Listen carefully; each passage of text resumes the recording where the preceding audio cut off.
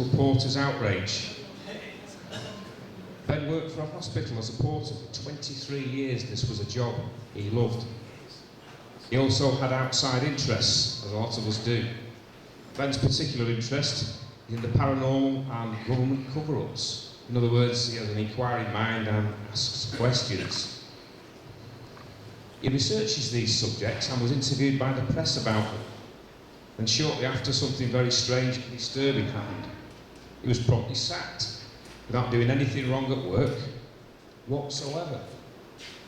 This action has repercussions far beyond Ben himself and sets a somewhat Orwellian precedent. Let's find out a little bit more. Please welcome Ben Emlyn-Jones. Thank you.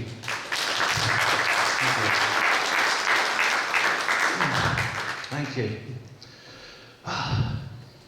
Hospital porters, pride and dignity. Stop the New World Order. Yeah. Not bad. Not bad. Actually, is there anyone here who's a hospital porter? Anyone? No? Right. Has anyone in this room ever been a hospital porter before? Anyone? Oh, one gentleman here. Pride and dignity, Brother Porter. Phew, I'm at the right meeting. That's good. I thought I might have taken a wrong turn and ended up at that New Horizons place or something, you know. Right, I tell you what, it's really nice to be back here in St Anne's. I recognise a few of you already from the Probe conference. I'm sure you've heard of it. It's just literally just across the road, and I really I love that conference. I've been going there since 2006. I haven't been there recently because of the problems I'm going to talk about this evening. But you know, it's my financial situation that's keeping me away. I've had to make some very tough decisions about what I do with my limited resources now. But I'm hoping that won't last forever. I mean, I am working, as I've been saying to some of you before I came on stage. I'm a lot better off than some people who've been in the same situation as me. So, with any luck, I will see you at Probe again sometime. I really do. Right.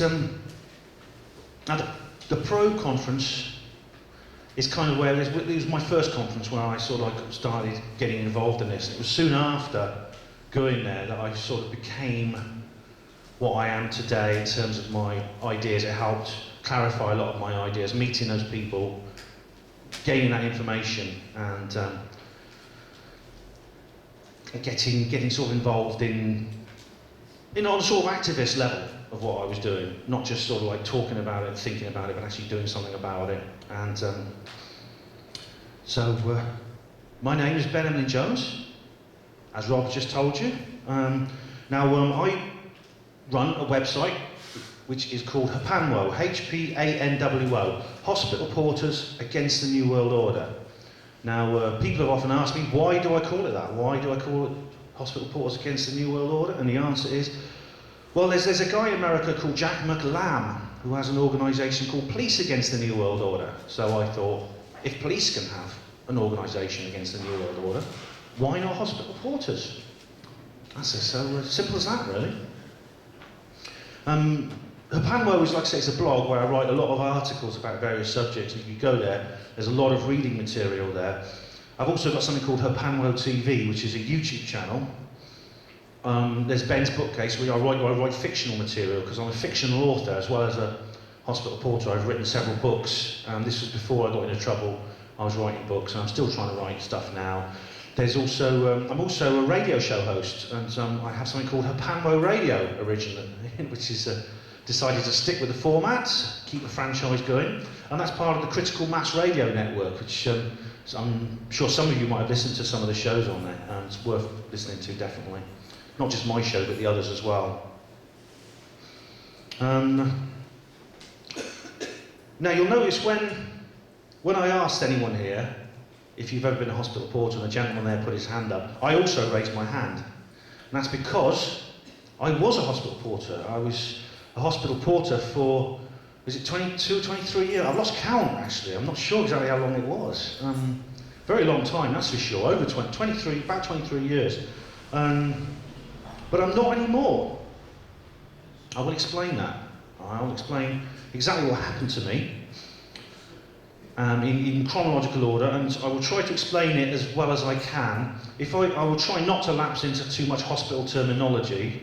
If I say something you really don't understand, just shout it out and say, "Ben, what are you talking about?" You know, because I do try to avoid that, and I try to explain it in language you'll understand. But the hospital is hospitals are kind of closed societies. They have their own ways of doing things, their own words, and their own sort of ways of describing things. And I've got to get used to the normal language now, I suppose. Now, I became a hospital porter at a time in my life when just a couple of years after I left school. I was feeling very destitute. I didn't know what I wanted to do with my life. And I ended up, quite by accident, in hospital portering because I worked in an office doing lots of menial jobs such as photocopying and filing. And I did that for a few months. It was my first proper job, really. I really didn't like it. I really hated it. But luckily, this office was next to a hospital, and it was part of the health authority. So I got to meet some of the porters, and when I met those porters, and I saw what they were doing, I thought, I want to be a part of that. So I applied. I became a hospital porter. I started off doing relief, which is basically where you cover, they put all new porters on a relief tour, and relief is basically where you cover other people who are away, who are off, who are away on sick, or they're away on annual leave, or away for some other reason, and you basically fill in for them. Now, this meant I was moved all over the place, and my hours were very irregular, but it gave me a lot of experience. It got me looking at lots of different parts of the hospital, learning a lot about it. I then went and worked in maternity for 9 years, I was a delivery suite porter, so I worked in the place where they did cesarean sections when where the babies are born, and that was pleasant. People think that's always going to be pleasant, but it's not. It can be very upsetting because babies being born. It's not always a happy ending when babies are born. Some of them don't make it, and it's very upsetting when that happens. Then I moved over into the general operating theatres, and I was a theatre porter for 6 years. Then I worked in A&E, in casualty, and I was really, and people kept saying to me they thought I was like Jimmy, and Jimmy is a character from the TV series Casualty, played by Robson Green, quite a number of years ago now, but it's the only major character I think who's been a porter in that series, but I don't watch it much because I can't stand it. But I really hated that character actually, because Jimmy, he just walked around like this with his shoulders slumped and his head drooped, and oh, I wish I wasn't only a porter, I wish I wasn't only a porter, I wish I was a nurse, oh, I'm only a porter, no one likes me. And I thought, I really hate it when porters are portrayed like that, because to be a hospital porter is actually to be an essential member of a life-saving team, and it's something we should be proud of. But that's not how it was portrayed, unfortunately, and I was very annoyed by that. I wrote a real disgusted Tunbridge Wells letter to Points of View, which I never got a reply about. Basically, there's no room for false modesty in this discussion. I was one of their most valuable staff. I was one of the most experienced. I was one of the most highly trained. I was one of the most dedicated. I was one of the most, expert, and I was a trainer. So part of my duties was to train new members of staff, to pass on the knowledge and the skills of the job to the future generations of hospital porters. And I was qualified as a trainer. I was a back care facilitator, which is where you teach people how to do your job properly without hurting your back, without getting back injuries, because that's a very common problem and can be devastating for people in the health service to get that problem. I was basically extremely difficult to replace. In terms of portering, I was definitely the most difficult porter to replace there. The one downside of hospital portering is the pay is low. It always has been, it still is. In fact, it's pound for pound, penny for penny, it's lower than it was when I started. are now today. So I pity the new porters today, I really do. Some of them don't even get proper contracts and they have to work through agencies, which is really is a real drudgery. It really is. But I know people who are earning 10 times what I was earning as a porter, and they're miserable as sin. They hate their job. They're stressed. They're bored. When I was a porter, I was a lot of things when I was a porter. I was sad, happy, annoyed, upset. I was never once, not in 23 years, bored. Not one single day was I bored. Portering is fun, it's exciting, there's a lot of drama, there's a lot of enjoyment, well, at least there was, certainly in the early days, there was a lot of sort of like banter and camaraderie, and there was a lot of community spirit. Looking after people is something I enjoy. Taking care of people when they're at their lowest, when they come into hospital, the patients, that's something I got a great deal of satisfaction from. I really enjoyed that interaction with those people, and I felt very happy when, what I was doing for them helped them. I would go back and do it all again if I had the choice. If I found myself back then, all those years ago, I'd do exactly the same thing. No regrets at all. Like I said, for 23 years, everything went fine. Excuse me. Absolutely A-OK, without a hitch. As I said, I had an exemplary record. And then one day, on Tuesday, October the 18th, 2011, I turned up for work at 10 p.m. for what I thought would be a routine night shift. And senior porter met me outside the changing rooms and escorted me to the head porter's office. The head porter had come in specially, and she said, "Ben, I'm sorry, I'm going to have to suspend you from duty. Please hand over your ID card and all your equipment." The shock, it's the shock I felt, it's hard to describe. The surprise, the disbelief of what I was hearing. And I said, "What's all this about? What is going on? What?"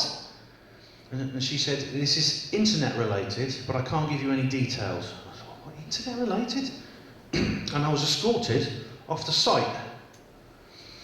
I went home and I picked up the phone to my girlfriend in Nottingham, and I think I cried down the phone to her for about an hour. I didn't sleep for about 3 days. I phoned my shop steward the next morning and I said, "Look, Abdul, I was suspended last night." And he says, "Oh dear, what for?" And I said, "I don't know." And he says, "What do you mean you don't know?" I said, "I don't know why they suspended me." He says, "Never heard of this before, Ben." I didn't. I stayed awake. I think I sat up biting my nails for about 3 days and nights. And then internet related, this is what they told me. Now I thought, well, the last time I heard a porter or any member of staff, wasn't a porter, someone got into trouble for playing internet poker on the hospital computers, which you're not allowed to do. But all they got was a slap on the wrist and they were told not to do it again.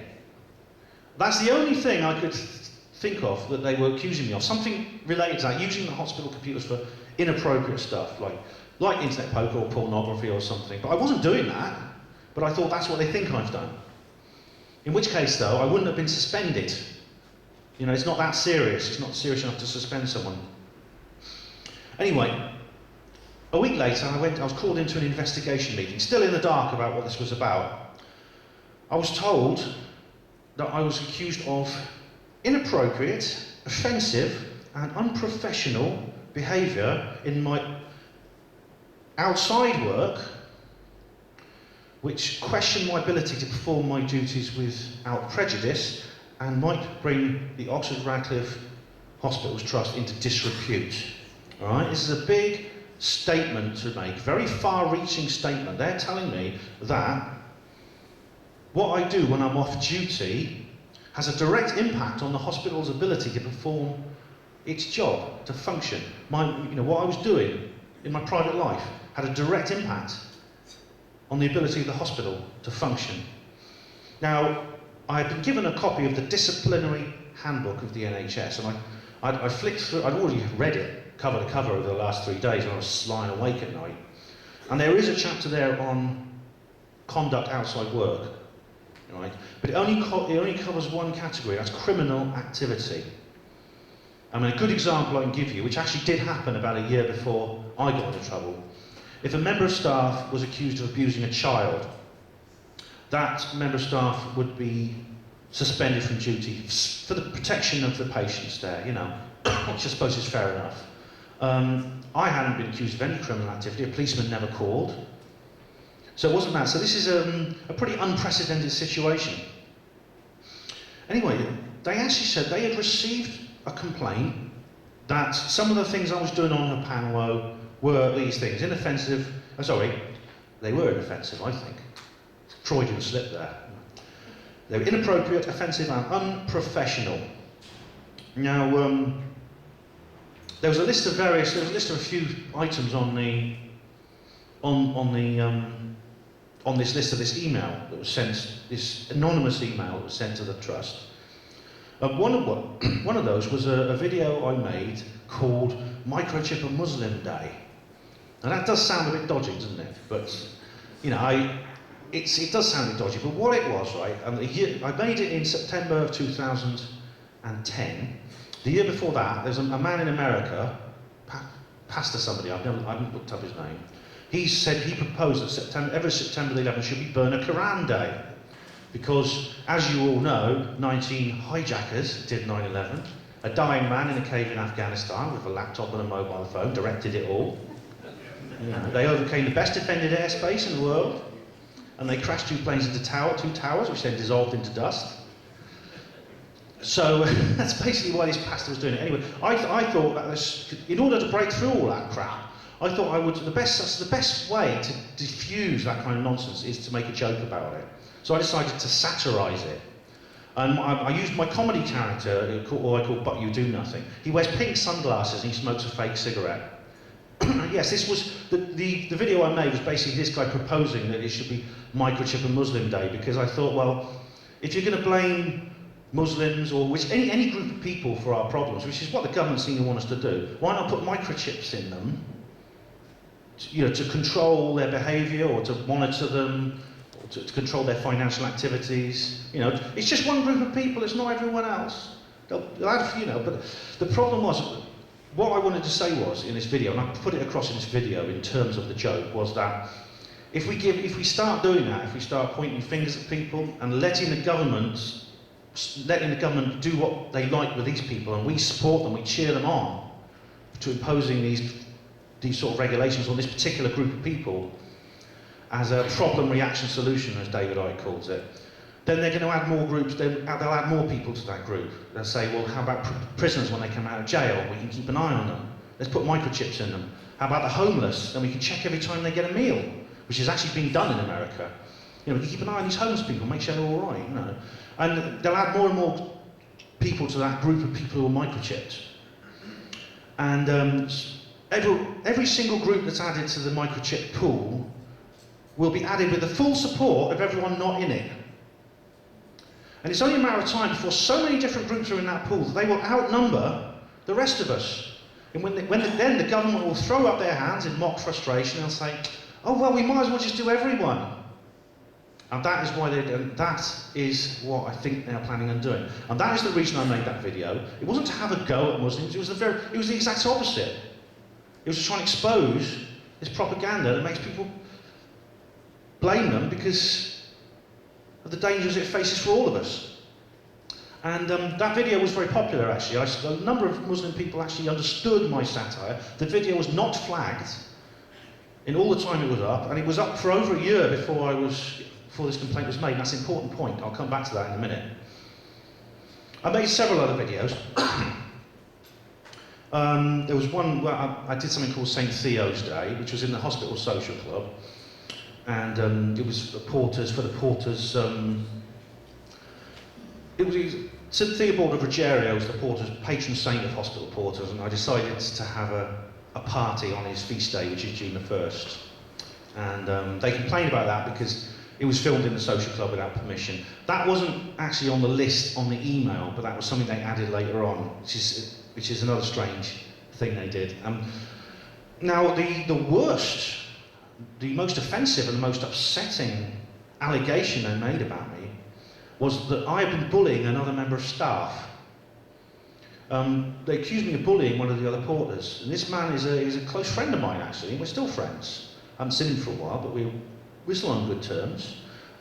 He's another porter, and I made a video with him, which is a comedy video in which we conduct a kind of mock interview. And we do it for a joke. It's something we both chose to do for our own mutual amusement.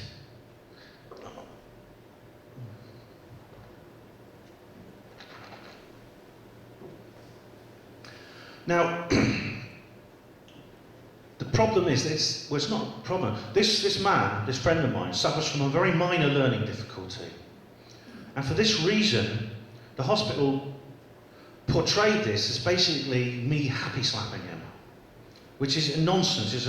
It's ludicrous, and it's a very, very cruel thing to say. He didn't complain. His mother never complained. The hospital just watched this and decided that I was bullying him. Well, by this time now, I'd smelt a rat. I was starting to get suspicious about what was really going on here, because none of this made sense. It's really, I mean, for the start, you know, as I explained before, why do they suspend me? Now, in the disciplinary handbook, it explains the conditions under which somebody might get suspended from their duty. And this is if you're accused of what's called gross misconduct. And again, this is terminology. There's different levels of sort of bad things you can do in the hospital. There's misconduct, serious misconduct, gross misconduct. Now, a gross misconduct would be something so bad that you do that it would not be safe to allow you to continue to do your job. So you have to be suspended while they decide whether you're innocent or guilty. If you're innocent, they let you back. If you're guilty, you get sacked. Slapping a patient would be an act of gross misconduct. Turning up for work drunk. Stealing money from a cash box. Stealing drugs from the controlled drugs cabinet. Those are acts of gross misconduct. And none of those, nothing I did, none of these allegations they made against me constituted that. So why do they suspend me? Because if you're an employer, and it's actually said this in the handbook, you never suspend someone unless it's absolutely necessary. So if you're an employer, whether you're the NHS or any employer, suspending a member of your staff is a very, very difficult thing to do. It's hard work. It generates a lot of paperwork, causes a lot of hassle, it costs a lot of money. It costs a lot of money to process all this paperwork. They basically had to set up an office. I worked out that they must have set up an entire office for a week just to deal with me. They also pay me, I was on full pay the whole time. And it's, to be honest, I mean, if you know you're going to get off at the end of it, being suspended is actually quite good. I would recommend it, actually. If you can just do something, right? But don't do something so bad, just do something you know you can get away with at the end. And you get a couple of months off work on full pay. It doesn't cut into your annual leave entitlement. Go for it. Yeah, go for it, I say. But I mean, this was right. I mean, in 2011, £20 billion was cut off the NHS budget. Staffing and resources are all-time low. They're closing wards, they're running out of this, they're running out of that, they're making nurses redundant, but they can still rustle together the money to get rid of me. Now, there's other suspicious elements to this. This was a complaint, an email of complaint sent anonymously to the hospital, which you can do, and the hospital can use this as evidence. You don't have to identify who sent it. But have a guess, how many complaints and adverse incident reports do you think the average hospital trust gets every month? Any idea? Higher. Much higher. 500. Higher than that. The 4 hospitals of the Oxford Radcliffe NHS Trust get 30,000 complaints and adverse incident reports every month. 30,000. That's 1,000 a day. I know because I actually filled out many incident forms myself. This is not just complaints from the public. This is incident forms from things that are from staff members. Most of them are that. Someone sees a slippery surface in a toilet. Someone drops in a syringe and it hits someone's foot. Things like that. Now, and priority is given people, priority is not given to people who write in emails. Priority, you have to prioritise this. I know this because I went through health and safety training myself. I was manual handling. I did manual handling training. I was a back care facilitator. I know how these things work. Priority is given according to a risk assessment, and I actually filled out risk assessments. And I know that they're given different levels of, depending on the likelihood of them occurring and how serious they are. And the highest priority is severe clinical hazards to patients, or major health and safety hazards that pose a danger to the well-being and safety of staff members. Those things are always prioritised above everything else. Now, the incident forms I filled out, I'd usually get a reply. The average response time is 2 to 3 months. Because as I said, this office has to deal with an awful lot. And as I said, they're prioritising some things. If you're not high priority, it has to wait. Now, what I did, the complaint that I got, you think would be pretty low priority. And I would categorise it in terms of risk assessment as the minimum likelihood and minimum severity on both scales. It'd be right at the bottom. But I worked out, once I saw the date on this complaint of email, I mean, the time between that email was received and the time between when I was suspended was 8 days. This complaint was fast-tracked. It bypassed the normal channels. Why? Another strange thing was that I've been doing Hapanmo since 2006. Like I explained, I started it when I came to the Probe conference. I've been doing Hapanmo TV for nearly as long as that. And I made no secret of it. I've never made a secret of it at work. I used to talk to the other porters about it. I used to talk to everyone who brought the subject up. I didn't preach to them, I was not in their face all the time, but I was quite open about my ideas. And I had viewers and readers in senior managerial grades at the hospital. But nobody ever complained before, either inside the hospital or outside it. Nobody even approached me informally and they said, Ben, some of these things you're doing are a bit dodgy, you should be a bit careful.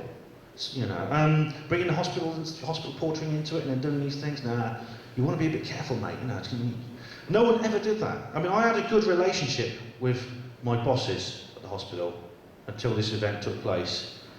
I mean, if they had some criticism of me, they would come and they would talk about it diplomatically, and they were always very nice about it because they knew that I was good at my job and I wanted to do my job well, and if it was a valid criticism, I'd say, okay, I'm sorry.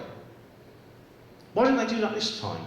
This is the question. I think, if they'd approached me in that way, in the normal way they did it, diplomatically, sooner after that material had been uploaded, so they knew it was wrong, I don't think I'd have been suspicious, And so this meeting left me a little bit confused. And then I remembered something. In September 2011, I went to the Weird 11 conference in Swindon. And I was interviewed by some journalists. The Sun was going through its phone hacking scandal period, and for a while they were making an attempt to be decent journalists. And so they did a reasonably factual, if slightly tongue-in-cheek, report on the Weird 11 conference. And part of that report was an interview with me, which was published in The Sun in late September. And I was also interviewed in a paper called The Wales on Sunday. And I did a long interview with a guy there. Again, it was taking the mickey a bit, but it was reasonably factual. And I don't complain, as long as it's factual, that's not a problem. Was a lot. I tell you what, though, both articles were a lot better than I thought they would be. So, but then my expectations of the newspapers can't really be undercut. So, they were always going to be better than I thought they were going to be. But the Irish Independent also mentioned me. They were very rude about me, which is part of the course, really. But like I said, it was all this problem kicked off. This complaint, supposed complaint, and everything else. It kicked off just a very, very short time. Barely 2 weeks after I appeared in the newspapers. Is that a coincidence? I wonder. And maybe the reason they suspended me the way they did it was a form of emotional terrorism. They were hoping to scare me. Didn't work.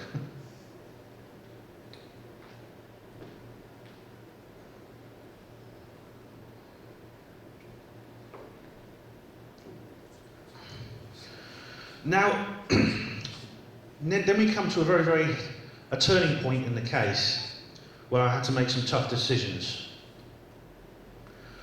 And what happened was they contacted me and they asked me to remove some of the material which was on the Panwo. They didn't do any deals, they didn't offer me, they didn't say that they would let me off the hook if I did that. They didn't guarantee that everything would be okay once I'd done that. They didn't they didn't mention that would be the end of it. The list they gave me was quite open-ended. They just asked me to remove certain materials from the Panwo. I had to make a tough decision, right? It was not difficult, you know. It's basically what I've been explaining, the videos and the other, basically the videos, and they added a few more things to the list actually. They complained about my use of the word hospital port issue. They added a few more things. It wasn't just what was in the email of complaint, they added more things on. They must have got someone basically to sit in an office. Like I said, they must have opened up an office especially for me for about a week, going through everything I've ever done. They complained about some photos of myself in my uniform. They complained about the fact that I had a link on the blog to an NHS recruitment site, things like that. Now, as I said, these things have been they've been there for a long time. But I had a choice to make. Right? I had a choice whether to do what they said and see if I could get away with it, see if it would work. It could be that they would just name this short amount of things and then that'd be the end of it, and they would let me back. They hadn't promised, but they might. Or I could actually give voice to my suspicions for the reasons I've just explained, the very strange occurrences and the breaches of normal procedure, the coincidental nature of this event, and base my defence on my suspicions that this entire case was bogus. I'm not the kind of person who just cries conspiracy at every problem that comes into my life. All right? I do look for all the reasons that something might be occurring. And I would not have cried conspiracy in this case unless I thought there was a good reason. I took advice from a lot of people. I phoned up a guy who's a ufologist who's also had experience working in government. He gave me some advice. And I spoke, of course, my shop steward was helping me out as well. In the end, I decided the latter. I decided that I would build my defence case around the fact that all these allegations were bogus. My shop steward advised me not to do that, and I went against him, and I don't blame him for what happened. And you know, he advised me otherwise. But to be honest, would it have done me any good? I've got to ask the question: if I'd taken the other course of action, because of all these suspicious elements and the fact that this has happened to other people. I'll come to that in a minute, but I'm not the only person this has happened to. Can I just ask you a question? Your shop steward and your trade union representative, did he advise you that you were entitled to an employment solicitor to represent you right from the start? No, he did not an industrial solicitor, no. He just said that I should... Well, why did he do that? Because that's not in compliance with Article 6 of the European Convention on Human Rights. Well, perhaps should we discuss that later, is that all right? But okay, you raised a good point. I think what might have happened, what I was worried was that they were trying to trick me. I wasn't convinced that if I cooperated with them, that this harassment against me would stop. Based on the experience of what's happened to other people who've been in similar situations to me, it would not have stopped, it would have carried on. It's quite possible that they would have constructively dismissed me after I'd removed half of the things I'd ever put up on the blog. Now, there's all kinds of other strange things, like the email of complaint, right, this is the email of complaint. I have reason to believe that Ben Emlyn-Jones, one of your hospital porters, is behaving in an unprofessional manner on the internet. I would not like to visit your hospital with this person as a porter in my care or one of my family. I thought I'd bring this to your attention, thank you. I've read letters of complaints from members of the public it's very rare. In fact, I've never seen one that's written like that. So brief, so to the point. So this is written by someone who's familiar with hospitals, you can tell. I mean, one of the sisters in A&E used to show me all the letters of complaints she used to get, and it's something like, the people complaining would show emotion, they would speak as patients would, they would use the language and the words that patients would, they'd talk about their feelings, about how they were left on a trolley, and they go through long, very, very long descriptions of their emotional journey and why they were so upset. There's nothing like this in here. Now, I just said I'm not the first person this has happened to. There's many other people now this has happened to. Some of them are names that you in this room will have heard of, like Tony Farrell. Tony Farrell, a police officer, intelligence analyst from South Yorkshire Police, was suspended and sacked for his views on 9/11. The difference with Tony was they were a lot more honest with him. They said it completely outright, Tony, we're sacking you because of your views on 9/11. If only they'd been that honest with me. Kevin Annett, a vicar from Canada.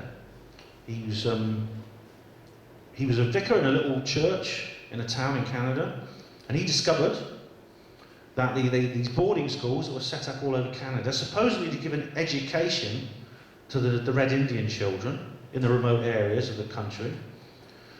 The kids were going in there, and half of them weren't coming out, and the half that did told stories about murder, torture, medical experimentation, sexual abuse, almost every unspeakable cruelty you can imagine. Kevin spoke up about this, and he went through the same thing I did. The bishop called him into his office. Kevin, we've received complaints about you, about your conduct. And he was kicked out. Coincidence? There's more. Gary Hazeltine, police officer again, did lectures about UFOs. He got into very serious trouble simply for mentioning the name of his police force on stage. With all this in mind, I think I felt obliged. I told you before I had to make a decision about what my line of defence would be.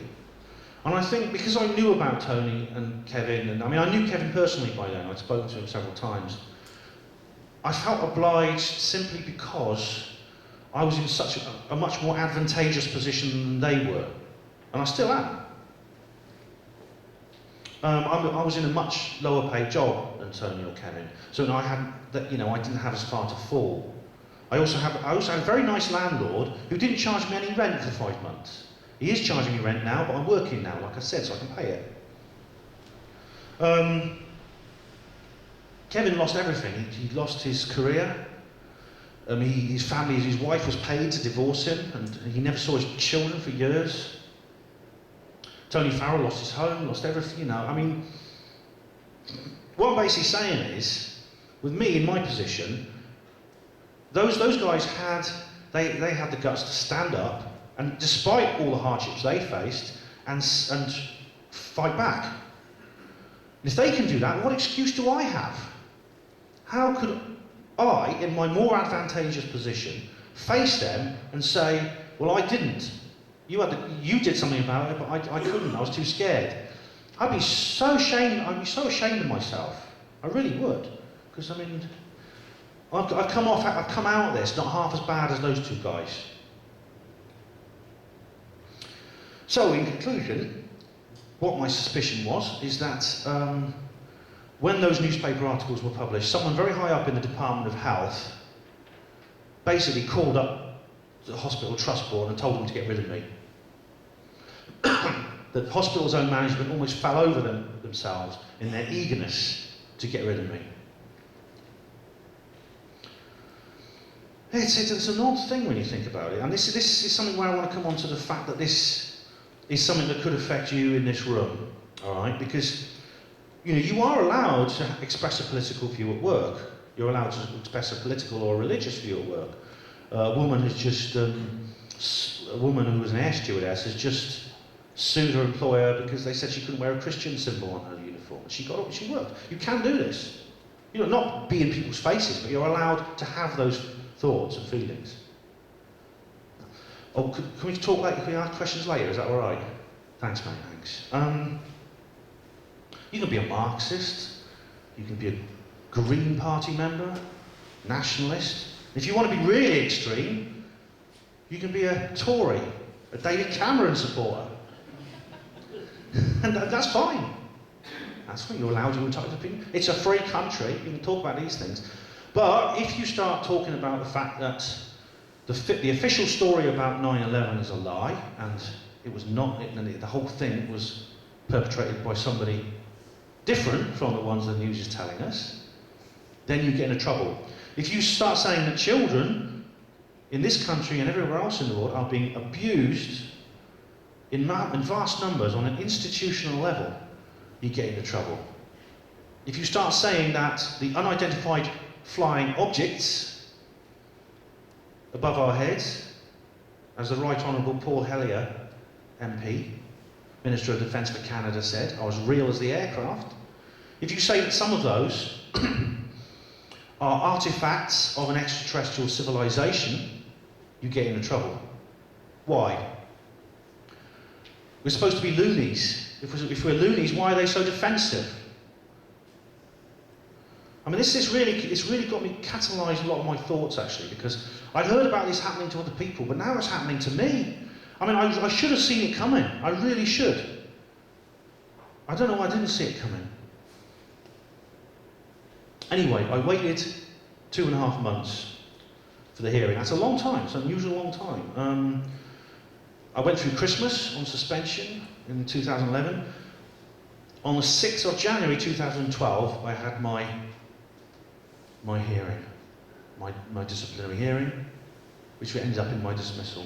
How am I doing for time? 5 minutes or so. 5. How many minutes? Oh, you got 10. 10, thank you.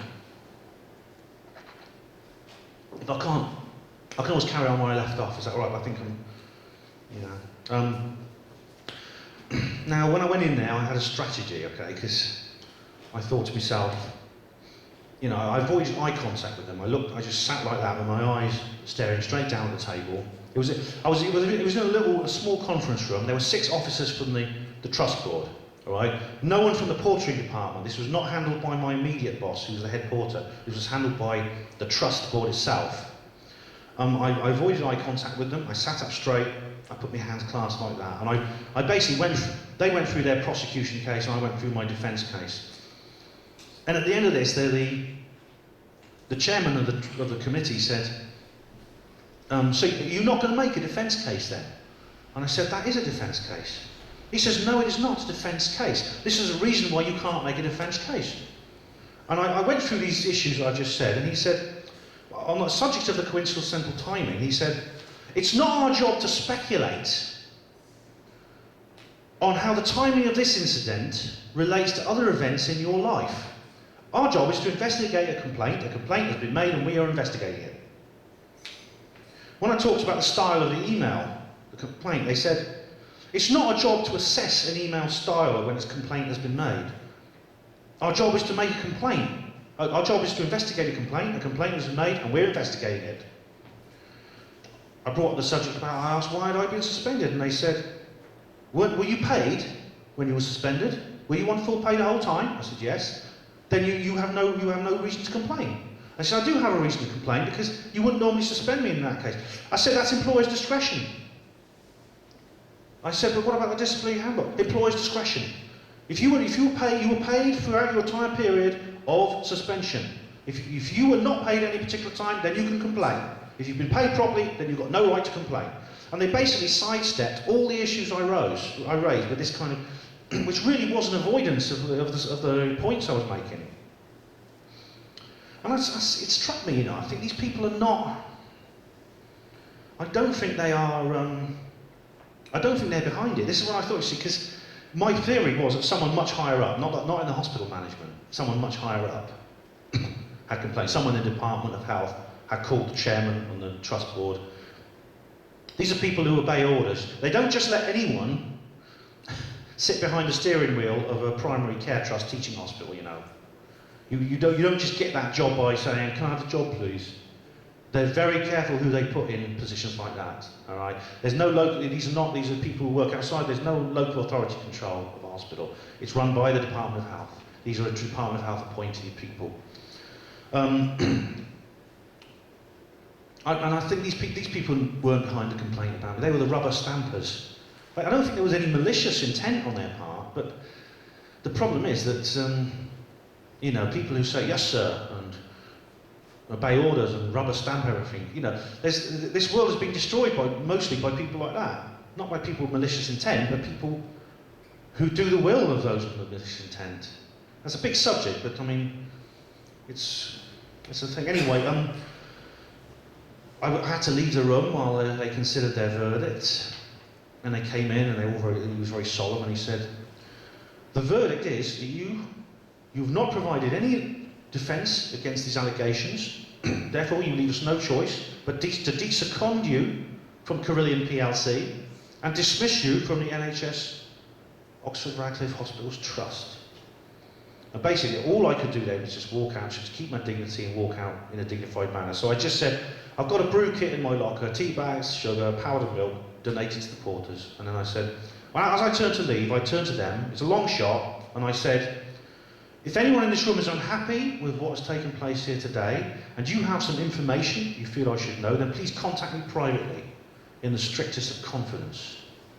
And of course, in the movies, someone always does, don't they? In real life, unfortunately, it's not always like the movies, and nobody did. So I was basically out of hospital portering, and like I said, I was in there for so long, and it was such a big part of my life. It's not just losing a job. It's a major turning point in my life. It's perhaps similar to an old soldier who comes out of the army. It's maybe similar to that. Basically, though, I mean, like I said, I miss it, and I was sad, and I still miss it in many ways. But I don't miss it as much as I thought I would, because I think being out of portering has made me look back on it with a fresh pair of eyes and realise that a lot of what I valued in portering has been lost anyway.